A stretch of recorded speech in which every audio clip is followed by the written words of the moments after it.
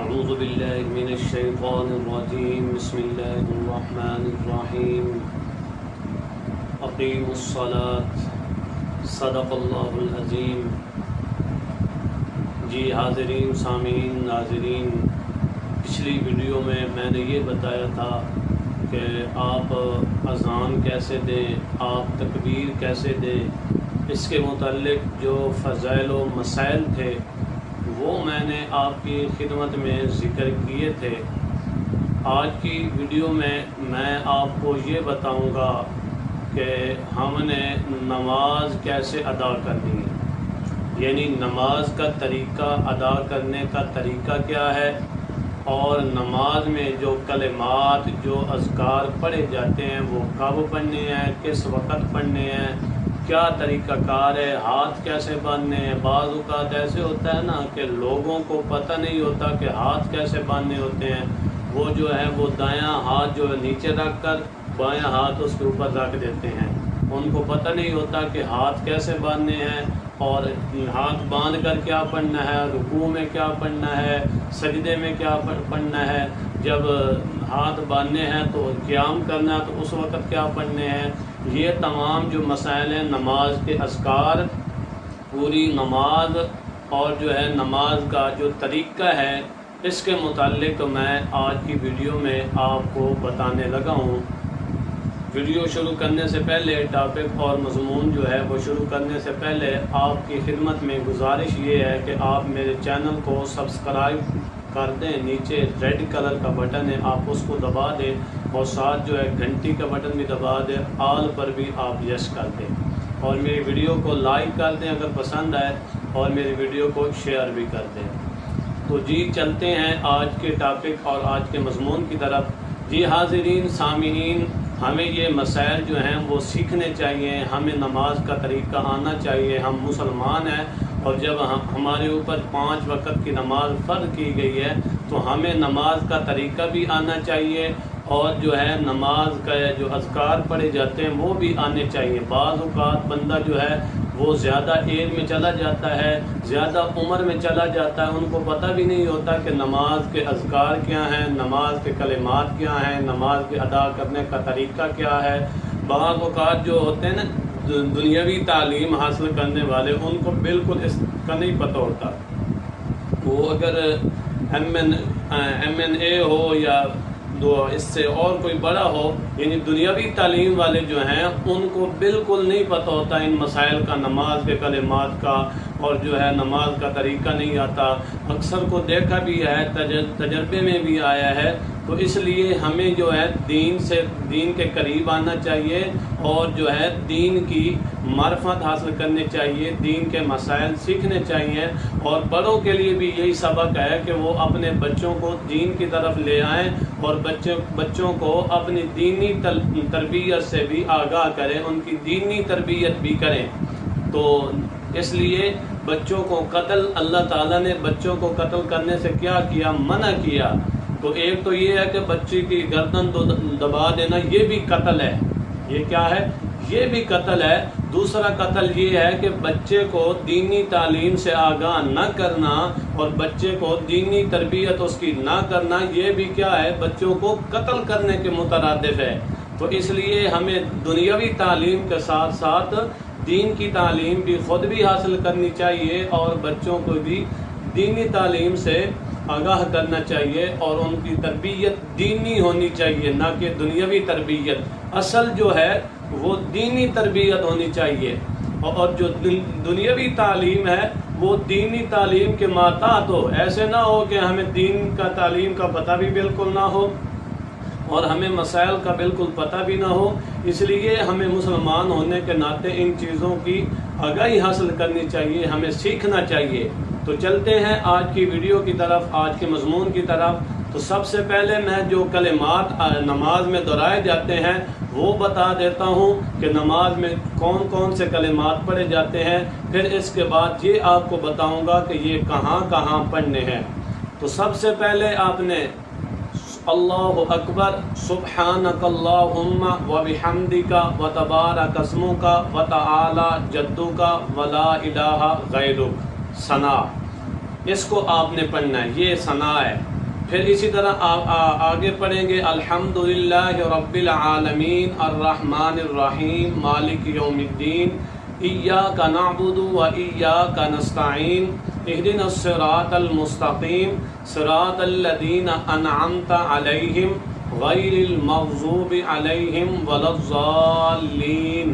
اس کو فاتحہ کہتے ہیں، سورہ فاتحہ۔ اس کے بعد آمین کہنا ہے۔ آمین کہنے کے بعد آپ نے کوئی صورت پڑھنی ہے، مثلاً آپ سورہ اخلاص بھی پڑھ سکتے ہیں، اس کے علاوہ کوئی اور بھی صورت، قل هو اللہ احد اللہ الصمد لم یلد ولم یولد ولم یکن لہ کفوا احد۔ اس کے بعد اللہ اکبر کہتے ہوئے رکوع میں جانا، اور رکوع میں کیا پڑھنا ہے؟ سبحان ربی العظیم 3 مرتبہ۔ اسی طرح پھر رکوع سے جب اٹھنا ہے تو اس وقت کہنا سمیع اللہ لمن حمیدہ ربنا لک الحمد۔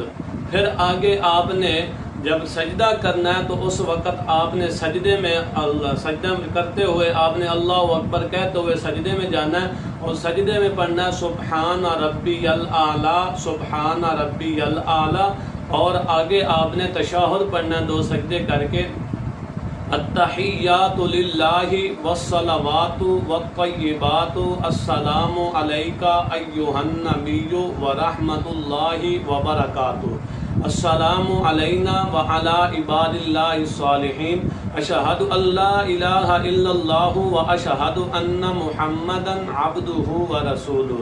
پھر درود شریف، اللہم صلی علی محمد وعلی آل محمد کما صلیت علی ابراہیم وعلی آل ابراہیم انک حمید مجید، اللہم بارک علی محمد وعلی آل محمد کما بارکت علی ابراہیم وعلی آل ابراہیم انک حمید مجید۔ رب اجعلنی، اس کے بعد دعا، رب اجعلنی مقیم الصلاۃ ومن ذریتی ربنا وتقبل دعا ربنا اغفر لی ولوالدی وللمؤمنین یوم یقوم الحساب۔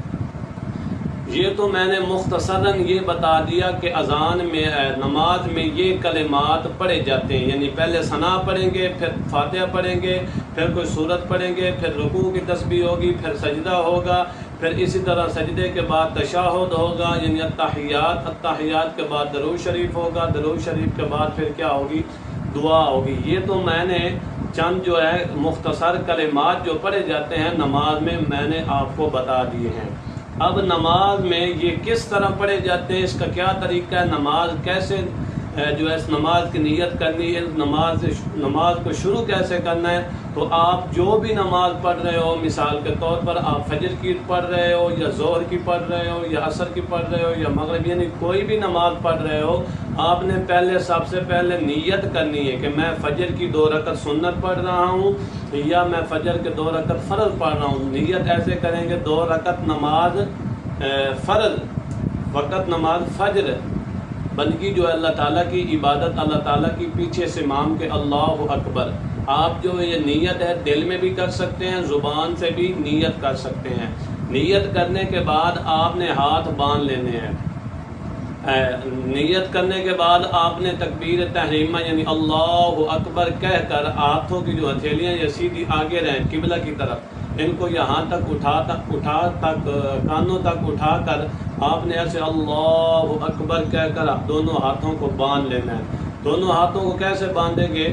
بایاں جو ہاتھ ہے وہ نیچے رکھیں گے اور جو دایاں ہاتھ ہے وہ بائیں ہاتھ کے اوپر رکھیں گے، دائیں ہاتھ کے انگوٹھے اور چھوٹی جو انگلی ہے اس کے ساتھ بائیں ہاتھ کو یہاں سے پکڑیں گے، اور جو باقی 3 انگلیاں یہ اوپر رکھ دیں گے۔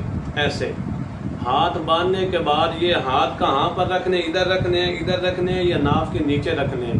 یہ آپ نے بہتر طریقہ یہی ہے کہ آپ نے ناف کے نیچے ہاتھ رکھنے ہیں۔ ہاتھ رکھنے کے بعد آپ نے اس کے بعد ثنا پڑھنی ہے۔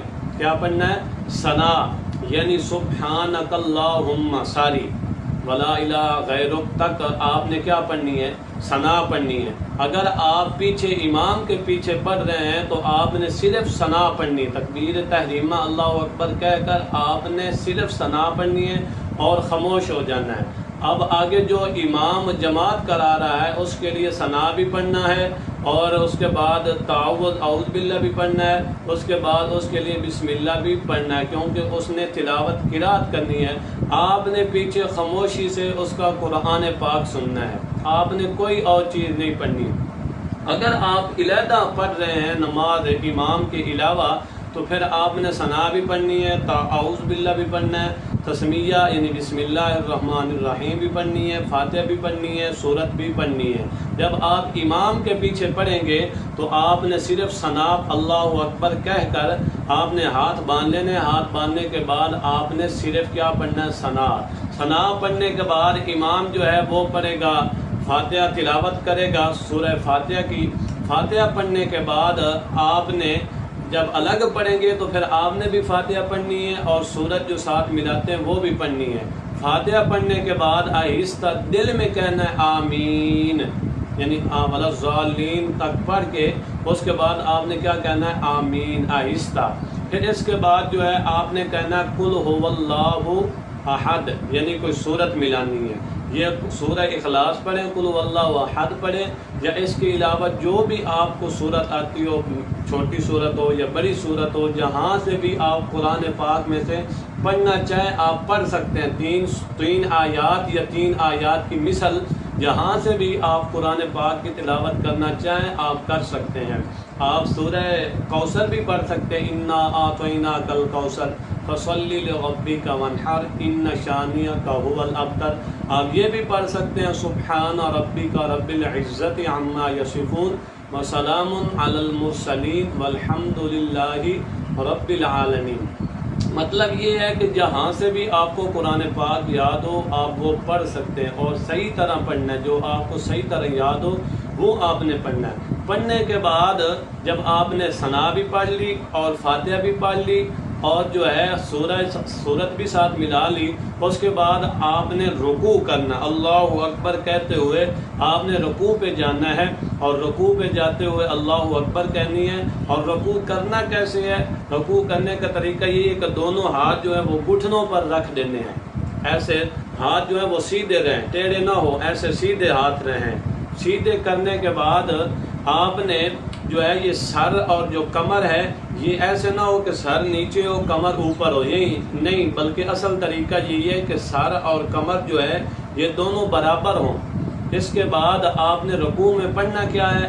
رکوع میں آپ نے پڑھنا ہے رکوع کی تسبیح۔ وہ رکوع کی تسبیح کون سی ہے؟ سبحان ربی العظیم، سبحان ربی العظیم۔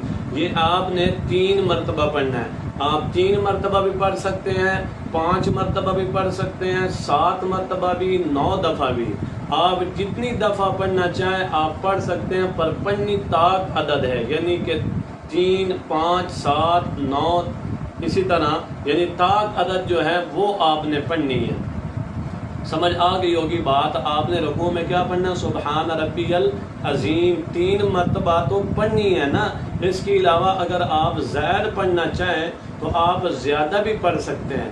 جب رکوع کر لیں گے، رکوع کی تسبیح بھی ہو جائے گی، اس وقت رکوع سے جب اٹھیں گے، اس کو قوما کہتے ہیں، اٹھیں گے تو اس وقت کہنا سمی اللہ لمن حمیدہ، سمی اللہ لمن حمیدہ۔ امام ہوگا تو امام کہے گا سمی اللہ لمن حمیدہ۔ اگر آپ پیچھے امام کا نماز پڑھ رہے ہیں تو آپ نے کہنا ربنا لک الحمد۔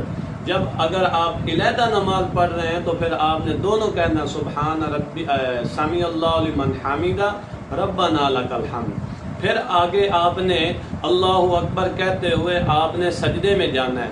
سجدے میں جانے کا طریقہ یہ ہے کہ پہلے جو ہے دونوں گھٹنے زمین پر رکھنے ہیں، یعنی پہلے دونوں کیا رکھنے ہیں؟ گھٹنے جو ہیں وہ زمین پر رکھنے ہیں۔ اس کے بعد آپ نے دونوں ہاتھ جو ہیں وہ زمین پر رکھنے ہیں۔ ہاتھوں کو زمین پر رکھنے کے بعد آپ نے اس کے بعد اپنا جو ہے چہرے میں سے پہلے جو ہے ناک وہ زمین پر رکھنی ہے۔ ناک رکھنے کے بعد پھر آپ نے پیشانی رکھنی ہے اپنی زمین پر۔ تو پھر جو ہے اس طرح آپ نے سجدہ کرنا ہے، اور جو ہے یہ دونوں ہاتھوں کے درمیان، ہتھیلیوں کی جو درمیان والی جگہ ہے آپ نے وہاں پر سجدہ کرنا ہے زمین پر، یعنی اس زمین ان دونوں کے درمیان والی جو جگہ ہے اس پہ آپ نے سجدہ کرنا ہے۔ اور سجدے میں آپ نے کیا کہنا ہے؟ آپ نے کہنا سبحان ربی الاعلیٰ، سبحان ربی الاعلیٰ۔ یہ بھی آپ اسی طرح 3 دفعہ، 5 دفعہ، 7 دفعہ، 9 دفعہ، 11 دفعہ، اسی طرح اس کو بھی آپ نے کیا کہنا ہے؟ تاک دفعہ، یعنی 3، 5، 7، 9، 11، 13، اسی طرح آپ نے بھی اس کو کیا کہنا ہے؟ تاک عدد۔ مطلب یہ ہے کہ ان کو بھی آپ نے تاک عدد کہنا ہے۔ تاک عدد کہنے کے بعد یہ ایک سجدہ ہوا، پھر اسی طرح دوسرا سجدہ کرنا ہے، پھر دوسرا سجدہ کرنے کے بعد آپ کی ایک رکعت مکمل ہو جائے گی۔ اگر آپ جو ہے پھر اسی طرح آپ کھڑے ہو کر اللہ اکبر کہتے ہوئے آپ نے کھڑے ہو جانا ہے، کھڑے ہو کر پھر اسی طرح جو ہے آپ نے دوسری رکعت مکمل کرنی۔ دوسری رکعت میں ثنا پڑھنے کی ضرورت نہیں، ثنا پڑھنے کی ضرورت نہیں، آپ نے جو ہے وہ فاتحہ پڑھنی، بسم اللہ الرحمن الرحیم پڑھ کے فاتحہ پڑھنی ہے۔ فاتحہ پڑھنے کے بعد آپ نے کوئی صورت ملانی ہے، پھر اسی طرح آپ نے جو ہے وہ نماز پڑھنی ہے۔ اس کے بعد دوسری رکعت جب آپ 2 سجدے کر کے پوری کر لیں گے، دوسری رکعت جب مکمل ہو جائے گی تو آپ اگر یہ 2 رکعت والی نماز پڑھ رہے ہیں تو پھر آپ نے جو ہے تشہد پر بیٹھ جانا ہے، قاعدے میں بیٹھ جانا ہے۔ قاعدے میں جب بیٹھیں گے تو پھر آپ نے پڑھنا ہے التحیات للہ التحیات للہ والصلوات والطیبات عبدہ ورسولہ تک آپ نے یہ کلمے پڑھنے ہیں۔ اور اس کلمے کا پڑھنے کا طریقہ یہ ہے کہ یہ جو آپ نے تشہد پر بیٹھ کر دونوں ہاتھ جو ہیں وہ گھٹنوں پر رکھ کر ایسے سیدھے جو ہیں انگلیاں جو ہیں ان کا رخ جو ہے یہ قبلہ کی طرف ہو، آپ نے پڑھنا تحیات۔ جب آپ جائیں گے اشہد اللہ الہ الا اللہ پر، آپ نے یہ جو انگلی ہے شہادت والی آپ نے اس کو ایسے بنا کر آپ نے اس کو کھڑا کرنا، ایسے کھڑا کرنا، اشہد اللہ الہ الا اللہ۔ جب لا الہ کہنا اس وقت انگلی کھڑی کرنی، لا الہ۔ آگے جب پڑھنا نا الا اللہ اس وقت انگلی نیچے کر لینی۔ انگلی نیچے کرنے کے بعد آپ نے عبدہ و رسولہ تک پڑھنے کے بعد آپ نے درود شریف پڑھنا ہے، اللہم صلی علی۔ پھر درود شریف پڑھنے کے بعد آپ نے جو ہے وہ دعائیں پڑھنی ہے جو بھی آپ کو آتی ہو۔ میں نے ایک دعا بتا دی ربی جعلنی، آپ رب اغفر ورحم وانت خیر الراحمین بھی پڑھ سکتے ہیں، آپ رب ارحمہما کما ربیانی صغیرہ بھی پڑھ سکتے ہیں، آپ اللہم انی ظلمت نفسی ظلما کثیرا ولا یغفر الذنوب الا انت فاغفر لی مغفرۃ من عندک وارحمنی انک انت الغفور الرحیم۔ مطلب یہ ہے کہ آپ یہ بھی پڑھ سکتے ہیں، اور جو بھی قرآن و سنت میں دعائیں آئی ہیں وہ آپ درود شریف کے بعد آپ پڑھ سکتے ہیں۔ ان دعاؤں کو پڑھنے کے بعد آپ نے جو ہے دونوں طرف سلام پھیر دینا، پہلے دائیں طرف ایسے السلام علیکم ورحمۃ اللہ، اور نگاہ جو ہے وہ کندھے پر رہے۔ سلام پھیرنے کے بعد آپ نے دائیں طرف پہلے دائیں طرف سلام پھیرنا ہے، پھر اس کے بعد آپ نے بائیں طرف سلام پھیرنا اور السلام علیکم ورحمۃ اللہ کہنا۔ یہ ہوئی نماز اور نماز کا طریقہ۔ تو یہ آپ جو میں نے کچھ طریقے بتا دیے، اگر آپ جو ہے نماز پڑھ رہے ہیں، فرض نماز پڑھ رہے ہیں تو اس میں یہی طریقہ ہے۔ اگر آپ امام کے پیچھے پڑھ رہے ہیں تو آپ نے صرف جو ہے وہ ثنا پڑھنی ہے، تکبیریں کہنی ہے، تکبیریں کہہ کر، اور جو رکوع کی تسبیح ہے، سجدے کی تسبیح ہے آپ نے وہ پڑھنی ہے، اور جو تشہد ہے، درود شریف ہے، دعائیں ہیں جو ہیں وہ آپ نے پڑھنی ہے۔ باقی قرات جو ہے وہ امام کرے گا، آپ نے نہیں کرنی۔ سمجھ آئی کہ نہیں؟ آپ نے قرات جو ہے وہ امام کی سننی ہے۔ اگر آپ الگ نماز پڑھ رہے ہیں تو پھر آپ نے قرات فاتحہ کی بھی کرنی ہے اور ساتھ سورت بھی ملانی ہے۔ تو اسی طرح اس کے علاوہ جب آپ سنن پڑھیں گے یا نوافل وغیرہ پڑھیں گے، اس میں جو ہے وہ دوسری، تیسری اور چوتھی رکعت یعنی 4 رکعت والی نماز پڑھیں گے تو اس میں صرف آپ نے فاتحہ پڑھنی، اس کے ساتھ جو ہے سورت نہیں ملانی۔ آپ نے جب سنن اور نوافل پڑھنے ہیں تو اس میں آپ نے 4 رکعتوں میں آپ نے جو ہے وہ سورہ فاتحہ کے ساتھ آپ نے سورت ملانی ہے۔